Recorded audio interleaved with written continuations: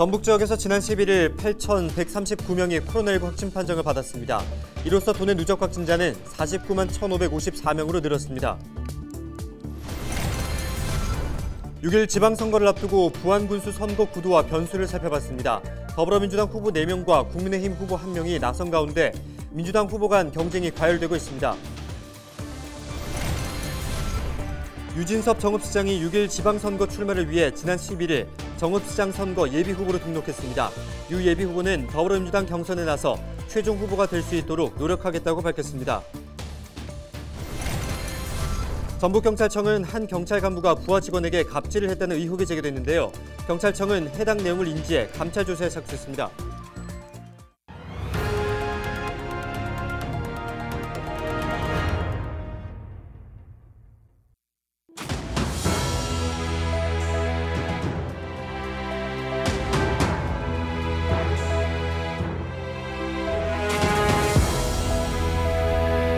여러분 안녕하십니까? 헬로TV 전북뉴스입니다. 전북 지역에서 지난 11일 8,139명이 코로나19 확진 판정을 받았습니다. 지역별로는 전주 3,539명, 정읍 559명, 남원 369명, 고창 310명 등입니다. 이로써 도내 누적 확진자는 49만 1,554명으로 늘었습니다.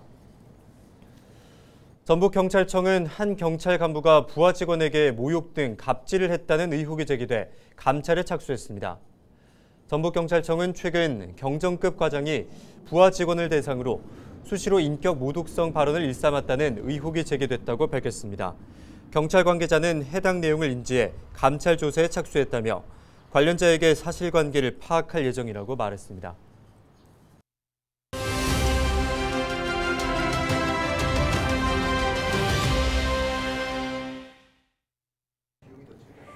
내년 초부터 전 국민의 나이가 최대 2살씩 더 어려질 것으로 보입니다. 대통령직 인수위는 한국식 나이 계산법을 없애고 만 나이 기준으로 통일하는 방안을 추진하겠다고 밝혔는데요. 우리나라는 출생 즉시 1세로 시작해 매년 1월 1일 1살씩 증가하는 나이를 사용하고 있는데 이 때문에 국제표준인 만 나이와 달라 한국식 나이로 불리기도 합니다. 만나이 계산법은 출생 당시 나이를 0세로 보고 출생일로부터 1년이 지날 때마다 1살씩 증가하는 방식인데요. 실제 일상생활에서는 만나이를 사용하지 않지만 법조항이나 행정 업무 등 공적 영역에서 사용돼 일부 국민들이 혼동을 하는 경우도 있습니다. 인수위에 따르면 모 기업체에서 임금 피크제 적용 연령으로 규정된 56세의 기준을 두고 6년 넘게 법적 분쟁이 이어진 사례도 있었는데요. 인수위는 내년 초 국회 통과를 목표로 나이 계산법과 표기를 규정하는 민법, 그리고 행정기본법 개정을 추진할 계획인 만큼 이르면 내년부터는 우리나라도 만 나이가 적용될 것으로 보입니다. 데일리 브리핑이었습니다.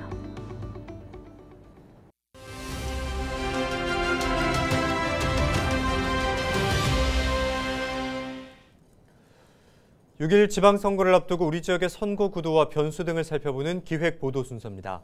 오늘은 부안 군수 선거 상황을 살펴볼 텐데요. 국민의힘 후보 1명, 민주당 후보가 4명이 나선 가운데 민주당 후보 간 경쟁이 과열 양상을 띠고 있습니다. 정명기 기자가 보도합니다. 산과 들, 바다와 섬이 있는 부안군. 6일 지방선거가 50일 앞으로 다가오면서 단체장 후보군이 윤곽을 드러냈습니다. 지난 지방선거에서 50.7%의 득표율로 당선된 민주당 소속 권익현 현 군수는 연임 도전을 선언했습니다.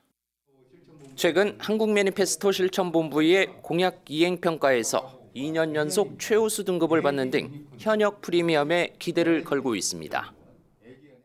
이에 맞서는 김종규 전 부안 군수는 지난 지방선거 당시 무소속으로 출마해 고배를 마셨지만 이번엔 민주당에 복당해 도전장을 냈습니다. 민선 3기와 6기 부안 군수를 역임했고 예비후보 등록을 마친 뒤 본격적인 선거전에 뛰어들었습니다. 지난 지방선거 때 민주당 당내 경선에서 권 군수의 1.85%포인트 차로 진 김성수 전 부안군의회 의장도 부안 군수 출마를 선언했습니다. 권 군수와 다시 한번 공천 경쟁을 벌이는 만큼 한치 앞을 알 수 없는 살얼음 판세가 예상됩니다. 부안군 농업인단체연합회를 이끌고 있는 김상곤 회장도 다시 한번 군수 선거에 도전합니다. 과거 민주평화당에서 현재 민주당 김재부안 농어민위원장도 맡고 있는데 입지자 가운데 가장 젊어 세대교체 바람을 일으킬 수 있을지 주목됩니다. 민주당 입지자들에 맞서 국민의힘 주자로 경쟁에 나선 후보도 있습니다. 산타요양원 설립자로 알려진 김성태 전 국민의힘 김재부안 당협 부위원장이 예비후보자로 이름을 올린 겁니다. 민주당 후보만 4명인데 치열한 공천 경쟁이 본격화하면서 현 군수위의 부동산 투기 의혹 등을 놓고 같은 당 후보들 간 공방이 갈수록 치열해지는 상황. 인구 5만 명도 위태로운 부안을 이끌 본선 무대에 과연 누가 오르게 될지 관심이 높아지고 있습니다. 헬로티비 뉴스 정명기입니다. 국민의힘 공천관리위원회가 전북도지사 후보에 조배숙 전 국회의원을 단수 추천했습니다. 공관위는 12일 회의를 열고 조 의원을 포함한 3개 지역구 후보를 추천했습니다. 조 전 의원은 당 최고위원회 의결을 거쳐 최종 후보로 확정됩니다. 유진섭 정읍시장이 시장 선거 예비 후보 등록을 마치고 더불어민주당 경선에 합류했습니다. 지난 11일 정읍시 선거관리위원회를 찾아 예비 후보 등록을 마친 유 예비 후보는 당내 후보들과 선의의 경쟁, 정책 경쟁을 통해 민주당 최종 후보가 될 수 있도록 최선을 다하겠다고 포부를 밝혔습니다. 국민의힘 전북도당은 이른바 선거 브로커들의 선거 개입 의혹을 밝힌 뒤 사퇴한 이중선 전주시장 예비후보에 박수를 보내며 수사기관의 공정하고 엄중한 수사를 요구했습니다. 도당은 썩은 정치 현실을 두 눈으로 마주한 듯하다며 지역 민주당 정치인들이 도민을 위한 정치가 아니라 선거 승리를 위한 전략과 편법에 몰두해왔음을 방증한다고 주장했습니다. 앞서 이중선 예비후보는 지방선거를 앞두고 선거 브로커들이 당선 시 인사권과 인허가권 등의 보장을 빌미로 선거 조직과 금전적인 지원을 제안했고 이를 거절하자 각종 압박에 시달려왔다고 주장했습니다. 국민의힘 전북도당 공천관리위원회는 제8회 동시지방선거 후보자 공모 결과 30명이 지원했다고 밝혔습니다. 도당 공천관리위원회는 이들을 대상으로 서류 심사와 면접을 거쳐 이번 주 안에 단수 공천 대상자를 선정할 예정입니다. 후보군별로는 기초단체장 4명과 지역구 기초의원 10명, 기초의원 비례대표 9명, 광역의원 비례대표 7명입니다. 재선의 강용구 전북도 의원이 남원 2선거구 3선 도전을 선언했습니다. 강 의원은 지난 8년간의 의정활동 경험과 성과를 바탕으로 남원을 대표하는 정치인이 되겠다고 출마의 변을 밝혔습니다.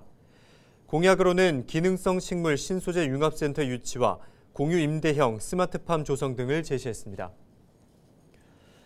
6일 지방선거를 앞두고 불량구와 부패 후보를 감시하고 퇴출시키자는 취지의 범시민운동이 시작됐습니다. 사단법인 공직공익비리신고 전국시민운동연합 산하 남원시 지부는 남원시청 앞에서 기자회견을 갖고 6일 지방선거 감시 활동을 벌인다고 밝혔습니다.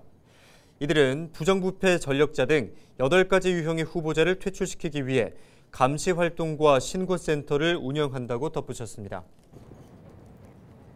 기후위기 시대, 나무의 중요성은 아무리 강조해도 지나치지 않습니다. 나무가 탄소를 흡수하는 도시의 허파 기능을 하기 때문인데요. 그럼 나무 관리 잘하고 있을까요? 우리 주변에서 흔하게 볼 수 있는 가로수. 이 가로수 관리를 잘못하면 오히려 탄소가 배출될 수 있다고 합니다. 이지훈 기자가 취재했습니다. 도심 나무 심기는 탄소 중립을 위한 가장 실천적인 대안으로 꼽힙니다. 이 나무가 도심의 온도를 낮추고 탄소를 빨아들이기 때문인데요. 그렇다면 이 소중한 나무는 어떻게 관리되고 있을까요? 작업자들이 전기톱으로 나무를 잘라냅니다. 봄맞이 가로수 가지치기가 한창입니다. 나무가 너무 비대해지면은 안전사고도 일어날 수 있거든요. 이게 나무가 이렇게 무거워져가지고 나무 가지고 떨어질 수도 있고. 가지가 싹둑 잘려 앙상한 모습만 남았습니다. 무리한 가지치기는 나무의 생장을 위협하는데 봄마다 이루어지는 가지치기 때문에 말라 죽는 가로수가 전국적으로 해마다 16,000그루나 됩니다. 가지치기는 우리에게도 해가 됩니다. 나무는 공중에 떠도는 이산화탄소를 흡수해 산소와 탄소로 분리한 후 산소는 내보내고 탄소는 체내에 저장합니다. 그런데 나무를 잘라버리면 나무에 저장된 탄소가 고스란히 방출됩니다. 가로수가 평생 동안 흡수했던 탄소를 자르게 되는 순간 다시 다 내보내게 되는 거거든요. 그러니까 결론적으로 가로수를 30년 키웠다 그러면 30년 후에는 다시 30년 동안 흡수한 걸 그대로 내보내는 거니까 아무런 도움이 안 되는 거죠. 하지만 가지치기에 대한 정확한 규정은 없습니다. 나무를 관리하는 그 관행이 나무의 생명에 어느 정도 위협이 되는 수준 또는 나무의 어떤 그 성장에 있어서 무리가 되는 것까지는 지금 관리가 안 되는 건데요.